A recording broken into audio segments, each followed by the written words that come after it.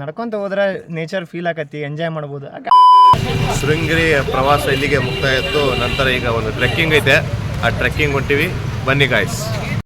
ಈಗ ನಾವು ಕ್ಯಾತನಮಕ್ಕಿ ವ್ಯೂ ಪಾಯಿಂಟಿಗೆ ಹೊಂಟಿವಿ. ನಮ್ಮ ದೇವಪ್ಪ ಈಗ ಎಲ್ಲ ಬೂಟ್ ಹಾಕ್ಕೊಂಡು ಶೂ ಹಾಕ್ಕೊಂಡು ರೆಡಿ ಆಗಕತ್ತಾನ. ಈ ಕಡೆ ಅಕ್ಷಯ್ ಕುಮಾರ್ ಇದಾನ. ನಾವು 12:30 ಬಂದೀವಿ, ಬಟ್ ಇಲ್ಲಿ ಬೊಲೋರೋ ಗಾಡಿ ಅದಾವು, ಆದ್ರೆ ನಾವು ಅಷ್ಟು ರಿಸ್ಕ್ ತೊಗೊಳಲ್ಲ, ನಡ್ಕೋತ ಹೋಗ್ತೀವಿ. ಹೌದಾ? ಹೆಂಗೆ ಹುಡುಗರು ಅದಾರ ಎಲ್ಲರೂ ನಡ್ಕೋತ ಹೋಗ್ತೀವಿ. ವ್ಯೂ ಪಾಯಿಂಟ್ ಹೆಂಗೈತೆ ಅಂತೇಳಿ ನೋಡಿ ಕಂಟಿನ್ಯೂ ಬರೋಣ. ನಮ್ಮ ಯಾರಾದರೂ ಕ್ಯಾತನಮಟ್ಟಿ ವ್ಯೂ ಪಾಯಿಂಟ್ ನೋಡೋಕೆ ಬಂದ್ರೆ, ನಿಮ್ಗೆ ಏನಾದರೂ ನಡೀದಾಗಲ್ಲ ಅಂದ್ರೆ ಇಲ್ಲಿ ಬೊಲೋರೋ ಸಿಗ್ತಾವೆ, ಬೊಲೋರೋ ಮಾಡ್ಕೊಂಡು ನೀವು ಹೋಗ್ಬೋದು. ಇಲ್ಲಿಂದ ಸುಮಾರು 1-1.5 ಕಿಲೋಮೀಟ್ರ್ ಐತಂತ.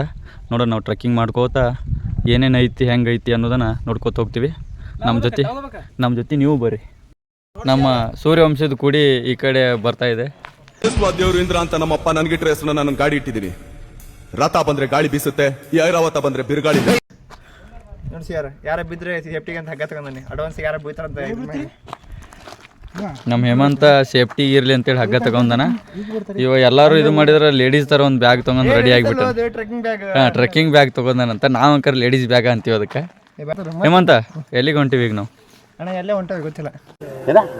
ನಾವು ಎಲ್ಲಿಗೆ ಹೊಂಟಿವಿ? ಕ್ಯಾತನಮಕ್ಕಿ ಬೆಟ್ಟ ಅಣ್ಣ. ಎಷ್ಟು ದೂರ ಐತಿ ಇಲ್ಲಿಂದ? 4 ಕಿಲೋಮೀಟರ್ ಐತಣ್ಣ. ಟ್ರೆಕ್ಕಿಂಗ್ ಮಾಡ್ಕೋತ ಹೋಗ್ಬೇಕಾ?